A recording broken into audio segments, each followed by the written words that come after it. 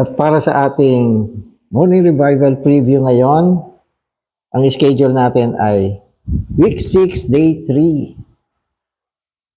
Ephesians 1:5. Predestinating us unto sonship through Jesus Christ to Himself, according to the good pleasure of His will. Ito naman ay binabanggit na tayo ay mga itinalaga tungo sa pagkaanak. Tinalaga tungo sa pagkaanak. So yan ang pagtatalaga sa atin. Kaya ang direksyon natin ay ang maging anak ng Diyos. Amen. Matthew 6:10. Your kingdom come, your will be done, as in heaven, so also on earth. Amen. Your will be done. Kaninong will ito? Sa Diyos. Nang ibig sabihin, ang kanyang desisyon, ang kanyang pagpapasya, will, ang kanyang pagpapasya, ay ay andalin ang kaharian. Walang nagturo sa kanya niyan. Yan ang gusto niya.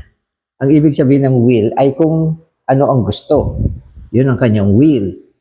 Kaya ang gusto ng Diyos, ang kanyang will o pagpapasya ay ang dalhin ang kaharian dito sa sangkalupaan. Amen.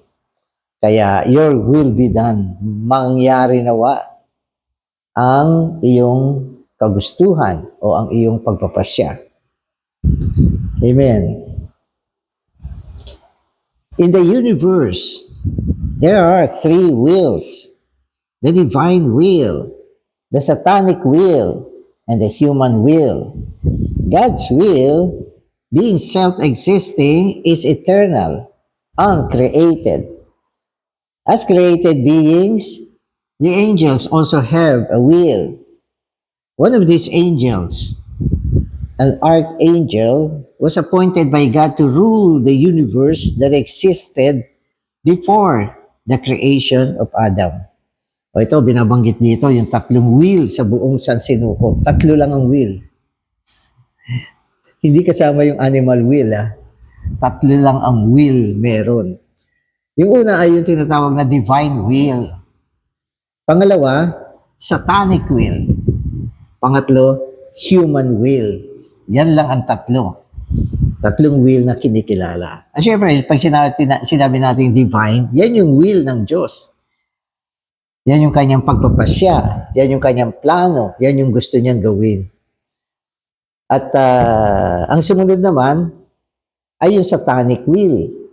At ito naman ay will na nagmula sa arkanghel. Yung arkanghel na binabanggit dito or archangel ay tumutukoy kay Satanas. Si Satanas ay isang anghel o archangel.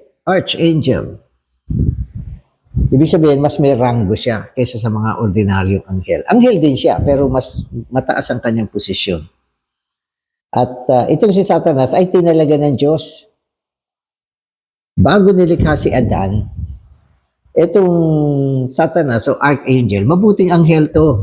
Nilikha siya ng Diyos bilang isang mabuting anghel. Hindi naman siya nilikhang Satanas na Siya ay mabuting anghel.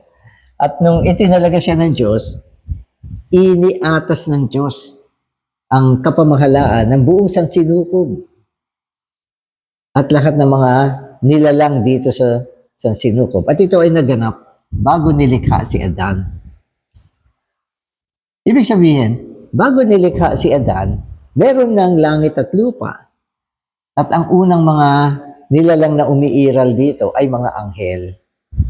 Kaya yung isa sa mga anghel, yung archangel, yan ay si Lucifer na naging Satanas. Pero nung hindi pa siya Satanas, inatasan siya ng Diyos na mamahala dito sa sangkalupaan. Yan ang kwento tungkol sa satanic will. Amen. Because of his high position and his beauty, this archangel became proud. This pride gave rise to an evil intention, which became the satanic will. Therefore, in addition to God's intention, God's will, there is a second intention, a second will, for now, the satanic will is set against God's will. Sabi dito, dahil sa kanyang posisyon at kagandahan, ibig sabihin si Satanas, bago siya nagrebelde sa Diyos, siya ay isang anghel na napakaganda. Napakaganda. Siya ay nilalang na may angking kagandahan. Maganda siya. Ano pa? At ang posisyon na binigay sa kanya, napakataas. Kung tutusin, parang ano na siya, yung posisyon niya. Ang Diyos, sobrang taas na yan. Pero yung susunod na posisyon ay si Satanas. Ganun kataas ang kanyang posisyon, ang taas. Isang nilalang ng kagandahan at isang nilalang na binigyan ng mataas na posisyon. Ngayon, sabi dito, dahil dyan, dahil mataas ang kanyang posisyon, maganda siya, siya ay naging palalo. Ibig siya palalo. Proud. O, yumabang. Naging palalo. Kasi karamihan naman ganyan eh.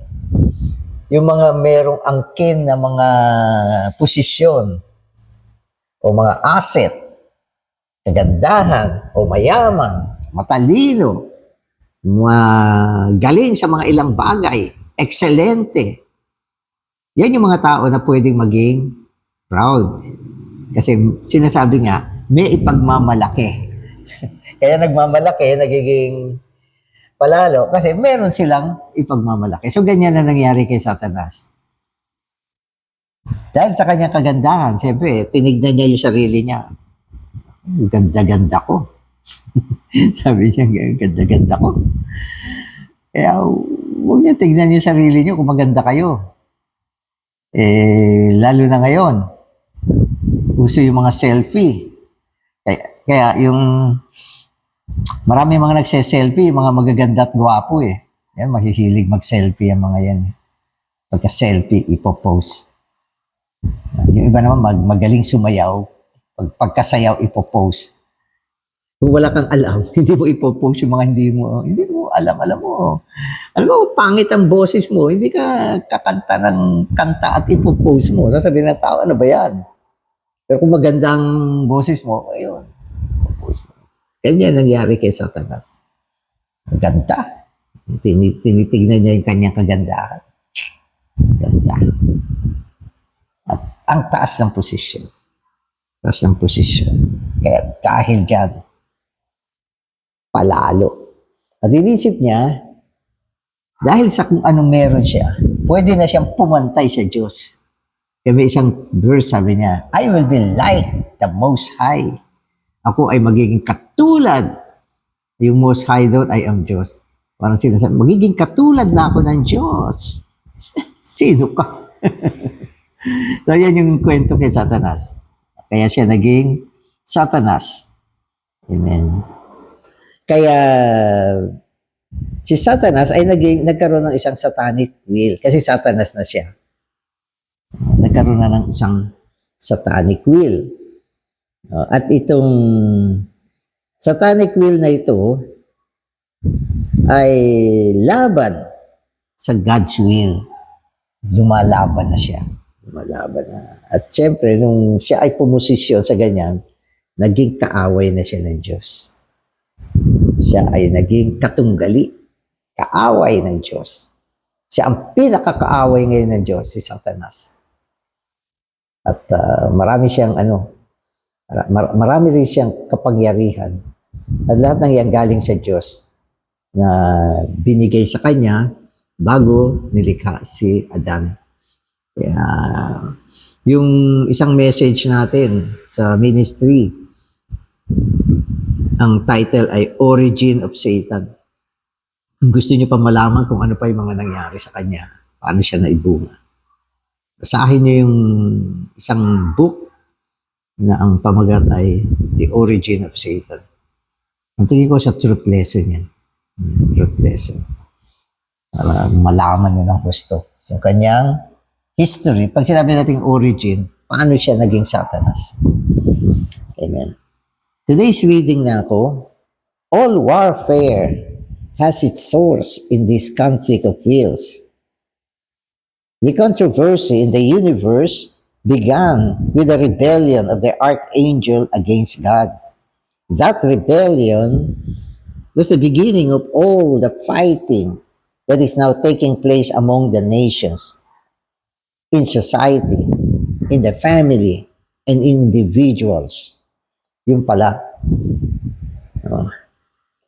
Sabi dito yung lahat ng gera sa mundo, gera, away, pagkakagalit, mayroong mga digmaan, may digmaan na malaki, international, nagkaroon nga ng First World War, Second World War, mga international war, mga ganyan. So yun yung malalaki mga labanan. Ano pa? At meron din mga labanan na medyo maliliit kaysa sa mga international. Katulad ng mga civil war. Ang mga civil war naman, sa loob ng bansa, kakagera. Ganyan. Ano pa? Yung mga political war, nagpapatayan din yan. Marami mga ganyan. At minsan, may mga away sa mga society, sa lipunan, away ng magkakapitbahay, away ng magkakamag-anak, away ng pamilya, away ng mag-asawa, away ng magkaibigan, ang daming away. So lahat ng mga gulo at away na ito, nagmula dito sa satanic will. Na ibig sabihin, nauso ang away, gera at gulo nang mangyari ito. Dati walang ganyan. Kaya ngayon alam na natin yung history ng labanan. At ngayon, ang spiritual na labanan ay labanan sa pagitan ng Diyos at ni Satanas. Pero yung mga away ng bansa, matitindi rin yan. Nagsasanhiyan ng mga digmaan. Marami na mamatay na tao. Kaya ganon. Amen. Amen. For example, you may experience an inner warfare between your reason and your lust. All the different kinds of warfare have their source in the controversy between the divine will and the satanic will. O ito, pati pala sa loob natin may away, may controversy, may labanan. At sinasabi natin, lalo tayo ng mga may buhay na ng Panginoon. Kasi, bago tayo nanampalataya sa Panginoon, meron na rin satanic will sa loob natin. At ito ay nanggaling nung pinili ni Adan at ni Eva na kainin yung punong kahoy ng kaalaman tungkol sa mabuti at masama. Yun ay si Satanas yun. Kaya nakapasok yung satanic will sa loob ng tao. Kaya dahil meron tayong satanic will sa loob natin, siya ay merong kagustuhan na minsan kumukontra sa gusto ng tao. Halimbawa, yung tao, nilikha siya na ayon sa wangis ng Diyos, ayon sa larawan ng Diyos. Nang ibig sabihin, meron ding kabutihan sa loob ng tao. At yung satanic will at yung mabuting damdamin sa loob ng tao ay nagkukontra yan, naglalaban yan. Kaya yan ay isang labanan sa loob ng tao. At sa karagdagan, nung nanampalataya tayo sa Panginoon, nadala yung buhay ng Diyos sa loob ng ating espiritu. Lalong lumala ang labanan sa pagitan ng ni Satanas na nadala sa atin at ng Diyos na nadala sa atin. Ang labanan nasa loob na natin. Yan, naglalaban sila. Ang paglalaban ay will. May kinalaman sa will. Pagpapasya. Kaya minsan naiipit tayo. Sasabihin ng masamang isa. Diba? Matulog ka na lang.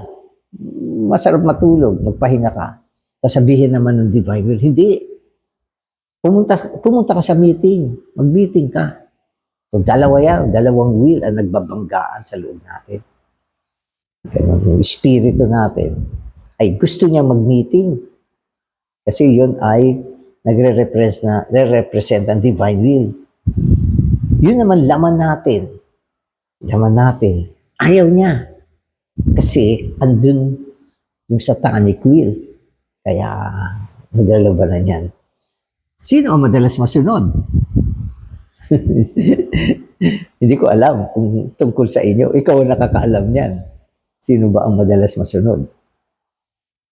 Diba? Merong iba. Baka umabot na ng 1 taon, hindi nagbibiting. 1 taon nang nasusunod yung satanic will sa loob mo. So, yan yun. So, lagi naglalabanan. Misa naman sa meeting. Sabi ng Espiritu, mag-share, mag-function, mag-exhibit ka ng Christ. Sabi naman ng laman, no, don't do that. English pa minsan yan eh. Si Satanas nag-English. Don't do that. Labanan na naman yan. Sino na susunod? O, di ba? Kaya may labanan sa loob natin. Gumising ka na. Mag-MR ka. Sabi ng divine will sa loob natin. Sabi naman ng satanic will. Hindi, wag. Matulog ka. Ang sarap matulog. Malamig. Ganun. So, ito ay isang pagpapatunay na may gera. Merong gera, merong labanan. At ito ay ang divine will at satanic will. Tayo naman may will din na pumili, magpasya na binigay ang Diyos. Kung ano naman ang pipiliin mo dyan sa dalawa. Kapag pinili mo yung satanic will, hindi ka nga mag-meeting. Kasi yun ang pinili mo. Pero kung pinili mo ang espiritu, mag-meeting ka. Kaya depende yan sa will natin. So pinapakita sa atin yung labanan. Amen.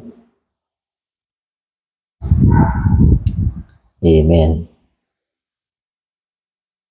At a particular time, okay, God created man and endowed him with a human will that was free.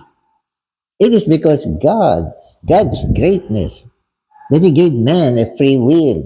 A great person will never compel anyone to follow Him. Amen. So yung will ang pinag-uusapan natin dito. Noon nilikha tayo ng Diyos. Ibinigay ng Diyos yung will sa atin. Magpasya, pumili, gumusto, umayaw, at yan ay binigay ng Diyos ng tinatawag nating free will. Nang ibig sabihin, ikaw ang masusunod. Hindi tayo ginawa ng Diyos na parang robotic o computed na nung ginawa niya, laging Diyos ang susundin mo. Ano yun? Yun yung tinatawag nating walang free will, kundi computed na program na tayo. Hindi tayo pre-program ng ganyan. Ang ginawa niya, binigay niya yung freedom sa atin. Na pumili, magpasya, at gawin kung ano ang gusto niya. Yun ang ginawa ng Diyos. Ang dahilan nito, sabi niya, sapagkat ang Diyos ay great. Napakadakila niya. Hindi niya gagawin na pilitin tayo, na piliin siya. Ang gusto niya, gamitin mo yung will mo para piliin siya. Hindi ka niya ipe-pressure. Sapagkat kung ginawa niya yon, hindi siya maging dakila. Sabi dito, ang dakilang tao ay isang tao na hindi niya pinipilit ang tao na gustuhin siya. Yan yung sinasabi. Walang iniwan niya sa panliligaw. Pag nanliligaw ang isang lalaki, babae. Gusto niya yung babae, nililigawan niya. Pero yung pagpapasya, depende sa babae. Gugustuhin ba siya? Sasagutin ba siya? O aayawan siya? Hindi niya dapat pilitin. Ang manliligaw, ang tamang naliligaw, hindi mo dapat pilitin. Pwede mo suyuin. Gawin mo lahat ng magagawa mo para magustuhan ka. Pero yung daanin mo sa pilit, yan ay nagpapatunay na hindi ka great. Diba? Baka sa ibang araw, sabihin sa'yo ng asawa mo, inano mo lang ako, pinilit mo kasi ako eh. Ginipit mo ako o may ginawa kang hindi maganda. So, kakahiya sa iyan. Wala kang karangalan pag ganyan. At ang Diyos natin, mataas ang kanyang karangalan. Maganda siya. Nasa kanya lahat ng quality para piliin siya ng tao. Pinakikita niya ang kanyang, kung anong sino siya. Pero kung ayaw mo sa kanya, hindi kanya pipilitin. Yan ang ibig sabihin ng free will na binigay niya sa tao. Di ba? Kung ayaw niya mag-meeting, di wag. May nangyari ba? Wala naman. Di ba? Gusto mong bumangon para mag-MR. Di okay. Kung ayaw mo, di wag. Ganyan ang Diyos. Kasi great siya. Hindi mo siya pinipili. Sinong lugi? O di ikaw, ayaw mo sa kanya? Ito ay isang kamangmangan na tinatanggihan ng Diyos. Pero ginagawa ng tao Wala tayong magawa sa gano'n. Pero ang Diyos, great. Great siya. Hindi siya nagbabago. Siya ay dakilang Diyos. Amen. So, yun ang dahilan ng bakit tayo mayroong free will. Okay. So, by giving man a free will, God was indicating that He would not force man to obey Him. In His greatness, God gave man a freedom to choice, freedom of choice. Great siya. Binigyan niya ang tao ng kalayaan na mamili. Tayo namimili ng daan natin. Gusto mo ng kingdom? Pwede mo siyang piliin. Pwede mo siyang piliin. Kung gusto mo ng kabilang kingdom, pwede mo rin siyang piliin. Nasa sayo naman yan. Di ba? Gusto mo maligtas? Pwede kang maligtas. Ayaw mo maligtas? Pwede kang hindi maligtas. Maski yung baptism Sa isang banda, sinasabi ng Biblia, dapat mabaptize ka. Kung gusto mo, mababaptize ka. Pero ayaw mo Ayaw mo. Hindi ka na mabaptize dahil ayaw mo. Ganun lang kasimple yan. Ang buhay ng tao, madalas, gusto-ayaw. Ganun lang. Kung ayaw, huwag mo pilitin. Ayaw So, ganun ang ang sitwasyon ng buhay natin. Ang believer, dapat maging overcomer. Maging matagumpay siya. Kung gusto mo, mangyayari. Dahil ikaw ang magde-decide Pero kung ayaw mo maging overcomer, o di wag. Hindi ka magiging overcomer. Ayaw mo So, yan yung will. Diba? Pagdating ng susunod na kapanahunan, dalawa lang ang meron sa believers. Kingdom. Maghahari ng 1,000 taon. Magiging co-king si Kristo. Mag-e-enjoy sa piging ng kasalan. Paano ka makakapunta dyan? Paano ka nakapunta dyan? Kasi pinili mo yan Kaya nandyan yan Yung isang side naman, outer darkness, weeping, gnashing of teeth, walang katumbas na paghihirap, pagdurusa, sakit, kabiguan. Ba't ka nandyan? Pinili mo yan Ganun lang yan. Kaya mga kapatid, pumili kayo. Kaya, tingnan ninyo yung mga virgin na na nakapasok sa kasalan. Tinawag silang matalino. Tama kasi yung kanilang pagpili. Naging matalino sila sa kanilang pagpili sa panahon ng kanilang Christian life. Hindi sila katulad ng mga mangmang. Mali ang pinili. Imbes na pinili nila, yung magkaroon sila ng extra portion ng oil, magbayad sila ng halaga. Hindi. Iba ang pinili nila. Kaya, pagdating ng Panginoon, yan ay resulta. Anong mangyayari sa iyo ay resulta ng iyong pagpili. Simple, madali maintindihan. Tayo ay binigyan ng free will ng Diyos na dakila. Amen. In Genesis 2, we see that man was free to exercise his will. Yung will yan yung volition man's volition, will, okay, to eat either of the tree of life or the tree of the knowledge of good and evil. In the garden, there was a triangular situation with the tree of life representing the divine will, the tree of knowledge representing the satanic will, and Adam representing the human will. So ito ay sa garden. Nung nilikha ng Diyos ang tao, nilagay niya sa hardin ng Eden. At doon sa hardin ng Eden, may dalawang puno. Yung isa ay tree of life. Yun ay representative ng divine will. At yun ang kailangan piliin ng tao. Yun ay divine will.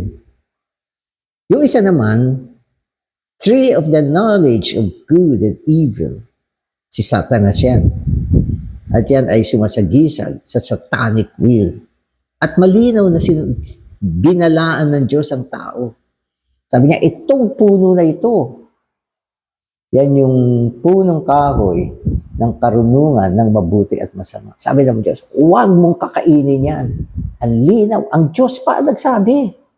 Isipin mo, hindi ordinaryong tao to na basta't sinabihan ka, pwede kang hindi makinig. Pero Diyos ang nagsabi. Huwag mong kakainin itong punong ito. Ang bunga ng punong ito. Sabagat pag kinain mo ito, siguradong mamamatay ka. Babala, salita, pagbabawal na nanggaling sa Diyos. Pero hindi naman siya tinakot ng Diyos na pag kinain mo to, lagot ka sa akin. Ibig sabihin, binigay pa rin ng Diyos ang kapasyahan sa tao na pumili. Yan yung situation doon sa garden. Nandoon ang dalawang will, ang satanic will, divine will, at ang tao na nagre-represent sa human will. Diba? Kaya ano masasabi nyo dyan? Alam natin yung kwento na yan. Bis na piliin niya yung divine will, yung satanic will, ang pinili niya. Ano nangyari? Kamatayan. Kaya si Adam at si Eva wala ngayon dito. Sapagkat pinili nila ang kamatayan. Kung hindi nila kinain yan, andito sana sila ngayon. Hindi sila mamamatay. Sinong mali? Ang Diyos? Hindi. Hindi mali ang Diyos. Sinabihan pa nga sila ng Diyos eh. Kaya mga kapatid, mag-iingat tayo. Ang will natin ang magsasabi ng ating destination. At ito ay totoo sa lahat ng buhay ng tao. Sa lahat ng buhay ng tao. Kung ano man sila ngayon, yun ay ang kanilang will. Of course, except yung tinalaga na ng Panginoon na talagang ganyan ka na lang. May mga taong pinanganak ng may kapansanan. O yan, sa kapanganakan. Pero pagkatapos mong ipanganak, pumipili ka na ng mga bagay sa buhay mo. Pumipili ka na. Di ba? May kasabihan nga tayo sa recovery. Sabi niya, pag ikaw ay mag-aasawa, buksan mo na yung mata mo. O, ano ibig sabihin niya? Piliin mo na siya, bukas na yung mata mo. Tapos sabi, pag naging asawa mo na, isara mo na yung mata mo. Ibig sabihin, tapos na ang pagpili. So, maganda ba? Maganda. Ang Diyos natin, napaka-great. Gusto ko yan. Kaya lang, tayo ay dapat. Ang ating pagpili, ito dito sa buhay na ito, ngayong believer tayo, dalawa na lang ang meron sa harapan natin. Divine will, satanic will. Minsan yung satanic will, maganda naman sa itsura. Pag binanggit mo lang satanic will, parang pangit. Kasi satanic, Satan, pangit niyan. Pero sa actual, may magagandang offer. Kaya lang, satanic siya. At minsan naman may mga divine will. na pag tinignan mo siya, kailangan pagpagalan mo. Oo nga, divine will ito, pero kailangan magbayad ako ng halaga. Gusto mo ba? Kung gusto mo, o di magbayad ka ng halaga para matamo mo siya. Ito ang buhay natin. At pwede natin sabihin, ito rin yung Christian life natin. Umiikot lang siya araw-araw sa dalawang will sa buhay natin. At pagdating sa dulo, meron siyang hantungan. Yung mga unbeliever, sinasabi sa kanila, ito ang daan ng kaligtasan. Ito ay sinasabi ng Biblia. Ang sino mang manampalataya at mabautismuhan ay maliligtas. Ito, basahin mo. Salita ito ng Panginoon. Ito ay divine will. At sinasabi naman na ang hindi mabautismuhan, kukondenahin. Ito, divine will ito. Ano pipiliin mo? Diba? Kaya ang linaw ng mundo. Dito sa mundo na ginagalawan natin, ito ay hindi isang mundo ng kabulagan kung tutuusin. Kasi ito ay mga bagay na kayang intindihin ng kaisipan ng tao. Kaya lang, madalas mali ang pinipili nila. Kaya mula ngayon, lahat ng offer sa buhay natin, satanic ba to?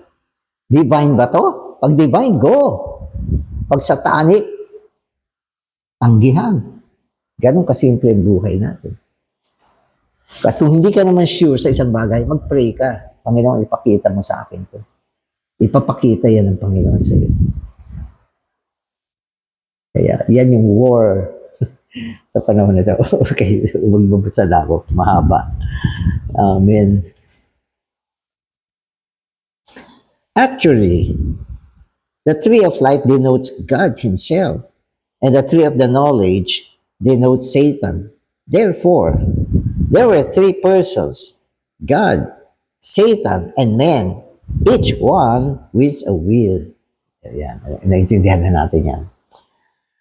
Although there were three wills, the controversy involved just two parties, God and Satan. The crucial issue was whether man would choose the divine will or the satanic will. If the human will choose with the divine will, then God's will would be accomplished. But if the human will took sides with the satanic will, Satan's will would be carried out, at least temporarily. Maganda yan. Dinagdag niya yung salitang temporarily. Kasi, ang Diyos ay hindi pwede matalo. Victorious siya eh. Kung ang isang tao, pinili niya ang satanic will, ang will ng Diyos, temporarily, mahihinto o madidelay. Magandang salita, madidelay. Pero kalaunan, may sasagawa din siya. Na-delay lang siya dahil pinili ng tao ang satanic will. Halimbawa, ang mga mandaraig at ang mga talunan, yung mandaraig, kaya sila naging mandaraig, pinili nila ang divine will. Yun naman mga talunan na hindi naging mandaraig, hindi naging hari o kasamang hari ng Panginoon. Sa halip, ang kanilang portion ay ang outer darkness, where there shall be weeping and gnashing of teeth. Dahil hindi nila pinili ang divine will, sa halip ang pinili nila ay satanic will. Pero yung pagiging nasa outer darkness, temporary lang naman yan. Huwag kang masyadong mainit. Temporary lang yan. 1,000 years lang yan. Ganun lang naman siya. Pagkaraan ng 1,000 years, marirelease ka na. Makakapasok ka na sa bagong Jerusalem. Magiging bagong Jerusalem ka na. Kaya tagumpay pa rin ng Diyos. Na-delay lang ng temporary. 1,000 years na delay. Yun yung sinasabi natin, temporary, madidelay. Kasi ang pinili ay ang satanic will. Pero hindi natin sasabihin na, dahil pinili mo ang satanic will, nabigo na ang Diyos sa'yo. Hindi nabigo ang Diyos sa'yo. Kasi may buhay ka na ng Diyos. Ang mga unbeliever, talagang matindi. Unbeliever. Yan ay isang maling pagpili na pinili mo ang hindi manampalataya. At dahil dyan, ang hantungan ay ang dagat-dagatang apoy. Wala nang pag-asa yan. Wala nang pag-asa yan. Pero mga believer, lagi may pag-asa. Huli man daw at magaling ay nakakapasok din sa bagong Jerusalem.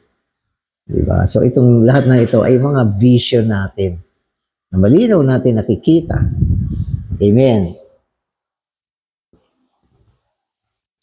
Amen. As we all know, the human will took side with the satanic will. This means that man chose to follow Satan and sided with the satanic will. Therefore, Satan was victorious temporarily. Inulit na naman temporarily. Amen. So ito yung sitwasyon sa Garden of Eden. Na alam natin na ang pinili ng tao ay ang satanic will. Kaya dahil sa pagpili niya sa satanic will, siya ay pumunta doon sa side ni Satanas. At ang layunin ng Diyos ay na-delay temporarily. At si Satanas ay nagkaroon ng tagumpay temporarily. Amen. Pero kaya mo bang talunin ng Diyos? Madidelay mo siya. Katulad natin, madidelay natin siya. Pero hindi siya matatalo. Sa kalaunan, ang kanyang layunin ay maisasagawa pa rin. Yun pa rin ang mananaig pagdating ng araw. Amen. Amen. O ito. However, through repentance, man can turn from the satanic will to the divine will, from Satan's side to God's side. The first commandment in the gospel is to repent. The next two commandments are to believe and to be baptized. So sa garden, nabigo ang Diyos. Temporarily. Pero ano ginawa niya? Pinadala niya ang kanyang anak. Gumawa ng katubusan. Yung mga nakatulan, nagkasala, ay nagkaroon ng bagong daan sa pamamagitan ng Ebanghelyo. At na-preach ang gospel sa kanila, ang unang kailangan nilang gawin ay mag-repent. Repent. Ang ibig sabihin ng repent ay bumaling ka sa Diyos. Kaya ka nabigo, bumaling ka kay Satanas. Ngayon, mag-repent ka. Tumihit ka. Dati-dati ikaw ay nakabaling kay Satanas. Ngayon, mag-repent ka. Talikuran mo na siya. Bumaling ka na sa Diyos. At dalawang bagay ang binanggit. Believe and be baptized. Kung ikaw ay nagrepent, nanampalataya, na bautismohan, nakabalik ka na. Nakabalik ka na. Mula sa kabiguan ng unang taong si Adan, ikaw ay nakabalik muli sa Diyos. Kaya, natalo ba ang Diyos? Hindi. Hindi siya natalo. Na-delay siya? Oo, temporarily. Pero hindi siya natalo. Sa kalaunan, siya pa rin ang nagtagumpay at naisasagawa pa rin niya ang kanyang walang hanggang layunin. Amen. Amen. So, any sinner who desires to be saved must obey these three commandments. He must repent to God, believe in the Lord Jesus, and be baptized in water. To repent is to have a turn from the satanic will to the divine will. Kaya tayo nagpapagal, nagpipreach ng gospel. At kung sino man ang mga gustong manampalataya, pinangungunahan natin na magsisi, manampalataya, at mabautismuhan. Pipreach tayo. At ang ating pagpipreach ng gospel, free of charge. Libre ito. Nagsiserve tayo, hindi tayo naniningil. Sapagat gusto natin ang tao ay makabalik sa Diyos. at hindi tayo humihingi ng bayad sa ating mga paglilingkod. Di ba? Ano yan eh? Yan ang gusto ng Diyos eh. Amen. O ito. The Bible says that we must repent for the kingdom.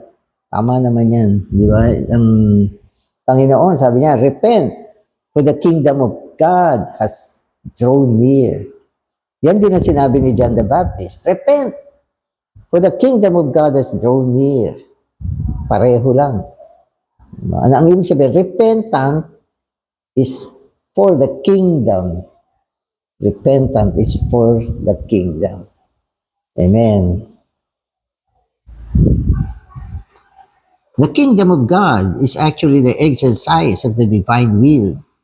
When sinners repent for the kingdom of God, they're turned from the side of Satan to the side of God, which is the kingdom of God, the will of God. Ang will ng Panginoon, dalhin yung kaharian dito. At ang tao, nagsisisi upang siya ay makabaling mula sa kaharian ni Satanas na kung saan siya ay nalugmok dahil sa unang tao. Pero kung gusto niyang bumalik, pwede naman. Siya ay magsisi tungo sa kaharian ng Diyos. At pagkatapos na makumpleto ng Panginoong Hesus ang kanyang katubusan, ang tao na nagsisi, dapat manampalataya at mabautismuhan sa pangalan ng Ama, ng Anak, at ng Espiritu. At mula dyan, matatamo niya ang isang kumpletong kaligtasan. Amen. Amen.